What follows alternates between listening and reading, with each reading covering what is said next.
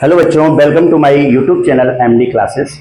बच्चों, आज सभी बच्चों ने कई बच्चों ने कमेंट किया था कि सर आप एक काम करिएगा, वर्क एनर्जी पावर का कुछ ना कुछ नोट्स आप प्रोवाइड कराइएगा, कुछ वीडियो बनाइएगा।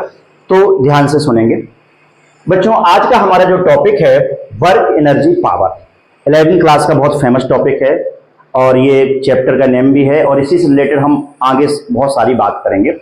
वर्क क्या है, एनर्जी क्या है और पावर क्या है, इस चैप्टर में इसी को हम स्टडी करेंगे। तो बच्चों, शुरुआत करने से पहले कुछ बातें हमें समझनी है। वर्क है क्या सच में, फिजिक्स की लैंग्वेज में वर्क क्या है और जो हम वर्क समझते हैं वो वर्क है या नहीं। पहली बात तो ये समझ लीजिएगा, वर्क जितने भी हम रोजमर्रा के काम करते हैं, जैसे हम लिखते हैं, पढ़ते हैं, ये सब कोई वर्क नहीं है फिजिक्स की लैंग्वेज में। वर्क है क्या? Work it is defined as, देखो वर्क के बारे में समझेंगे। It is defined as product of force and displacement is called work. तो याद रखना, फोर्स और डिस्प्लेसमेंट का जो प्रोडक्ट है वही वर्क है।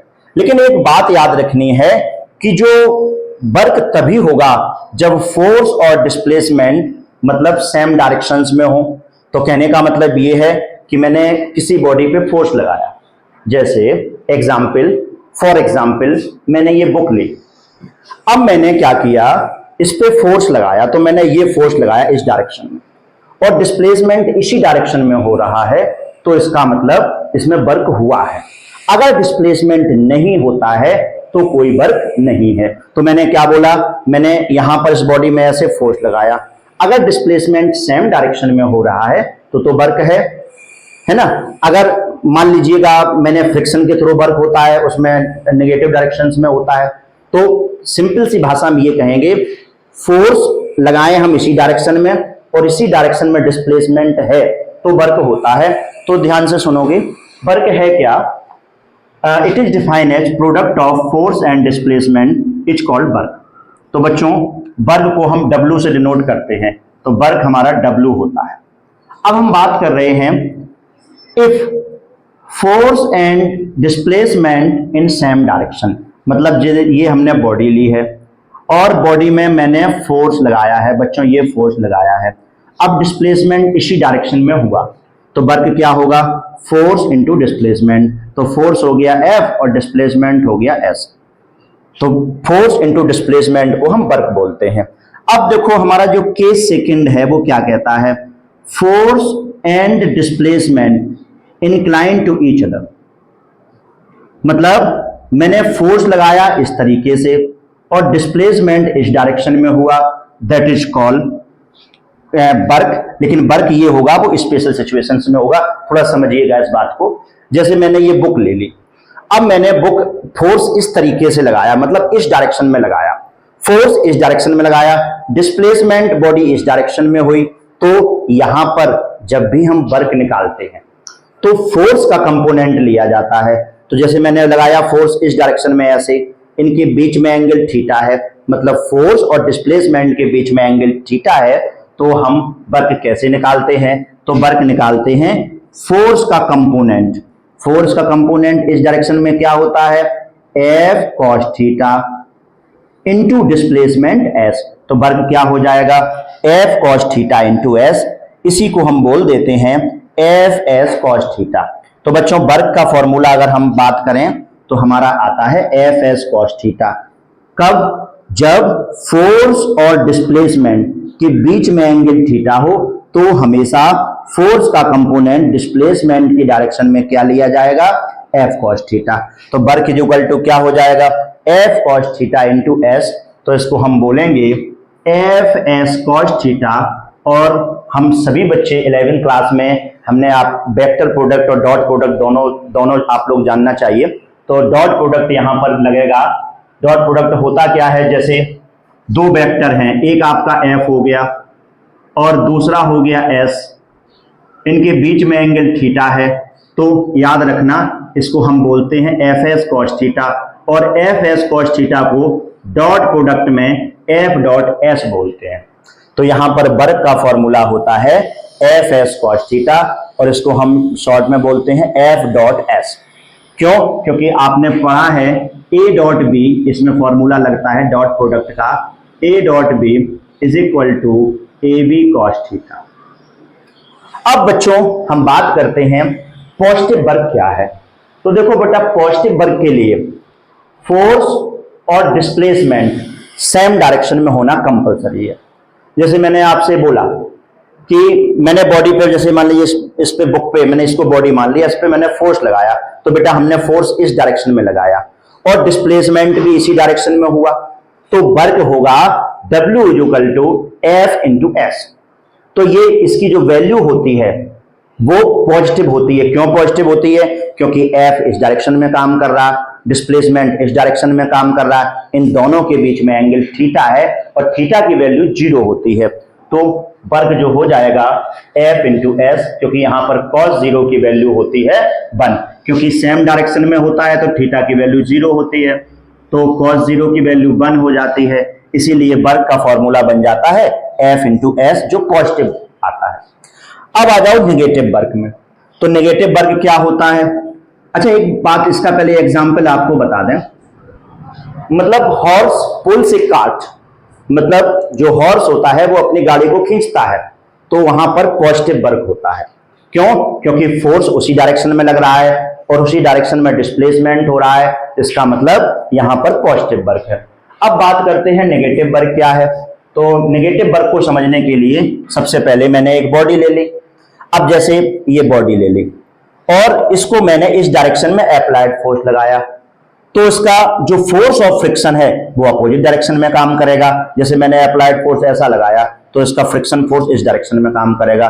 तो अगर मैं आपसे ये बोलूं कि नेगेटिव वर्क बेटा क्या है, तो फ्रिक्शन के थ्रू, फ्रिक्शन ऐसे काम कर रहा है, ये फ्रिक्शन फोर्स होता है, तो फ्रिक्शन इस डायरेक्शन में काम कर रहा, डिस्प्लेसमेंट इस डायरेक्शन में हो रहा, इनके बीच में बेटा एंगल कितना हो गया 180, और cos 180 की वैल्यू जो होती है ना, वो सभी बच्चे जानते हैं -1 होती है।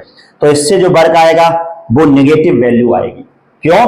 क्योंकि एफ एस cos थीटा लगाओगे तो cos 180, और cos 180 की वैल्यू क्या होती है -1, तो फॉर्मूला हो जाएगा W इक्वल टू -FS। तो यहां पर जो वर्क आएगा वो निगेटिव वैल्यू आएगी। अब आता है जीरो वर्क क्या है। तो जीरो वर्क मैंने आपसे बोला, एक बच्चे बोलते हैं कि सर जीरो वर्क का एग्जांपल बताइए। जीरो वर्क 2 जगह होता है, स्पेशली सेंटीपिटल फोर्स के थ्रू किया गया वर्क, वो भी जीरो वर्क है। और जो कुली अपने वजन, अपने सिर पे कोई बोझा लेके चलता है, उस पे भी जीरो वर्क होता है। जैसे मैंने फॉर एग्जाम्पल जैसे मैंने ये बैग ले लिया है और उसको मैंने सिर पे रख लिया। अब सभी बच्चे बताएंगे इसका वेट कहां काम करेगा, डाउनवर्ड, और मैं चल कैसे रहा हूं, इस डायरेक्शन में, इस तरीके से। तो फोर्स मतलब वेट इसका डाउनवर्ड काम कर रहा है और डिस्प्लेसमेंट इस डायरेक्शन में काम कर रहा है। तो ये वाला वर्क जो होता है वो cos 90, और cos 90 जो होगा वो जीरो होता है, तो वर्क जो होता है जीरो होता है। तो अगर आपसे कोई बात पूछ देता है कि भाई वर्क, जीरो वर्क कब होता है, तो जीरो वर्क पहली कंडीशंस में जब कुली बैग लेके अपने सिर पे लेके चलता है, तो वहां पर फोर्स और डिस्प्लेसमेंट के बीच में एंगल 90 बनता है, तो वहां पर जीरो वर्क है। और दूसरी सिचुएशन में वर्क जीरो कब होता है, जब कोई सेंटीपिटल फोर्स के थ्रू किया जाए वर्क। जैसे सेंटीपिटल फोर्स क्या होता है, जैसे मैंने बोला जब कोई बॉडी सर्कुलर मोशन करती है, ऐसे मोशन करती है, तो एक फोर्स लगता है जिसका नाम है सेंटीपिटल फोर्स, ये एफ सी, और उसका डिस्प्लेसमेंट इस डायरेक्शन में होता है, तो यहां पर एंगल 90 हो जाता है, तो यहां पर भी वर्क जीरो होता है।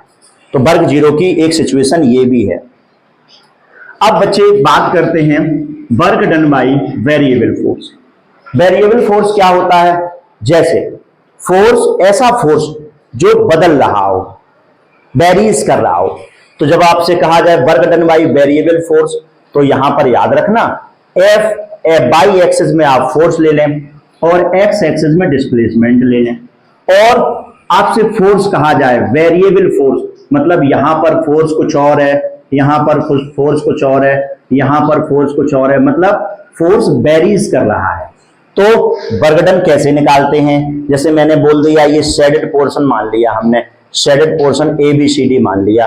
तो वर्क कैसे निकालेंगे?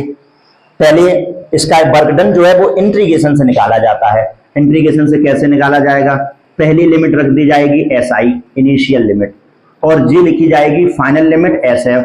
तो SI से SF F डॉट ds, मतलब यहां पर फोर्स लगा F, और डॉट ds कैसे आता है? मतलब इसका डिस्प्लेसमेंट, ये डिस्प्लेसमेंट हमने SI मान लिया, ये डिस्प्लेसमेंट SF मान लिया, तो इनके बीच का जो नेट डिस्प्लेसमेंट हो गया F डॉट ds। कहने का मतलब यहां पर नेट डिस्प्लेसमेंट ds हो गया, तो वर्क डन क्या होगा? Area of ABCD is equal to SI to SF initial limit to final limit F dot ds। तो अगर आपसे कहा जाए वर्क डन वेरिएबल फोर्स की वजह से, तो आपका इंटीग्रेशन से आता है। अब इसके बाद में हम आगे का टॉपिक स्टार्ट कर रहे हैं। ओके, कंटिन्यू करते हैं। इसके बाद हमने इसके पहले जो पढ़ा हुआ था वो मैंने आपको बताया था कि जो वर्क क्या है, वर्क के बारे में जानकारी ली थी। अब इसके बाद हमें ये पता करना है वर्क की यूनिट्स क्या होती है, वर्क की कौन कौन सी यूनिट्स हैं, SI सिस्टम में क्या है, CGS सिस्टम में क्या है। तो बच्चों देखते हैं, एब्सोल्यूट यूनिट, वर्क की जो एब्सोल्यूट यूनिट होती है वो आपकी जूल होती है। तो 1 जूल, अगर आपसे SI सिस्टम में बात करी जाए तो SI सिस्टम में आपकी यूनिट जूल होती है। तो SI सिस्टम में अगर मैं बात करूं तो 1 joule is equal to 1 newton into metre. Actually work का फॉर्मूला होता है F इंटू एस, और F की हो गई न्यूटन और डिस्प्लेसमेंट की हो गई मीटर, तो newton into metre. Newton into metre को 1 जूल बोलते हैं। अब SI CGS सिस्टम में आ जाओ, तो CGS सिस्टम में होती है 1 अर्ग इज इक्वल टू, फोर्स को यहां पर डायन से इसकी यूनिट होती है फोर्स की, और डिस्प्लेसमेंट की होती है सेंटीमीटर, तो डायन इंटू सेंटीमीटर। 1 डायन इंटू 1 सेंटीमीटर इज कॉल्ड 1 अर्ग। अब इसके बाद फोर्स वर्क की ग्रेविटेशनल यूनिट भी है। ग्रेविटेशनल यूनिट क्या होती है? जो ग्रेविटी के अंदर काम करे। मतलब जब हम ग्रेविटेशन की बात करेंगे तो यहां पर ग्रेविटेशनल यूनिट पढ़नी पड़ेगी। तो ग्रेविटेशनल यूनिट वर्क की क्या होती है?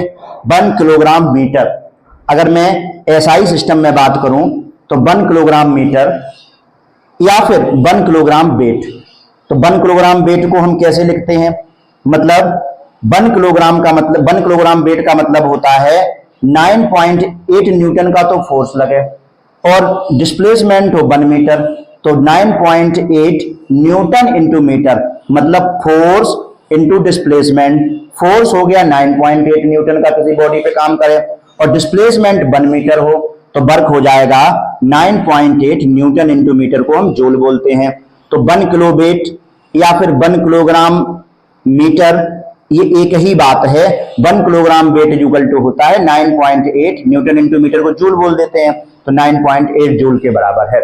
बहुत सारे क्वेश्चंस में 1 किलोग्राम वेट लिख के आता है, तो 1 किलोग्राम वेट को ही हम 9.8 जूल बोल देंगे।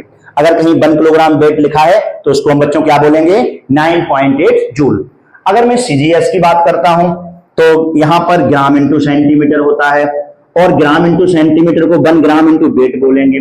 तो 1 gram into wait, 1 gram into wait, इसका मतलब हो जाता है 980 डायन। फोर्स 980 डायन हो गया, और डिस्प्लेसमेंट सेंटीमीटर में हो गया 1 सेंटीमीटर, तो 98 डायन इंटू सेंटीमीटर को अर्ग बोलते हैं। तो याद रखना, अगर ग्रेविटेशनल यूनिट पूछी जाए, ये होती है SI में और ये होती है CGS में। तो यहां पर CGS यूनिट में अगर तुमसे पूछा जाए वर्क की CGS यूनिट, लेकिन ग्रेविटेशनल में, ग्रेविटेशनल यूनिट की CGS पार्ट ये है, ग्रेविटेशनल यूनिट का SI वाला ये यूनिट ये होती है। तो I hope you will understand very well. Work की अगर आपसे एब्सोल्यूट यूनिट पूछी जाती है तो याद रखना है जूल SI सिस्टम में है, और अर्ग आपका CGS सिस्टम में है। अब इसी तरीके से ग्रेविटेशनल यूनिट के 2 पार्ट हैं। SI सिस्टम में, ग्रेविटेशनल यूनिट में अगर SI सिस्टम की बात करी जाएगी तो 1 किलोग्राम वेट, इसका मतलब 9.8 जूल के बराबर, और अगर CGS सिस्टम में वर्क की यूनिट बोली जाती है तो 980 अर्ग, इसका मतलब 1 ग्राम इंटू सेंटीमीटर या फिर 1 gram into weight is equal to 980 erg. तो 2 तरीके की आपकी यूनिट होती हैं, दोनों में CGS और SI है, दोनों में CGS और SI है, याद रखना है। अब बच्चों work done in terms of rectangular component. Rectangular component होते क्या है, पहले तो ये समझिएगा। रेक्टेंगुलर कंपोनेंट 3D कंपोनेंट होते हैं। जैसे मैं आपसे ये बोलूं कि ये हमने 3D बना दिया, सभी बच्चे इधर ध्यान देंगे, ये CGS मतलब सॉरी ये मैंने 3D बना दिया।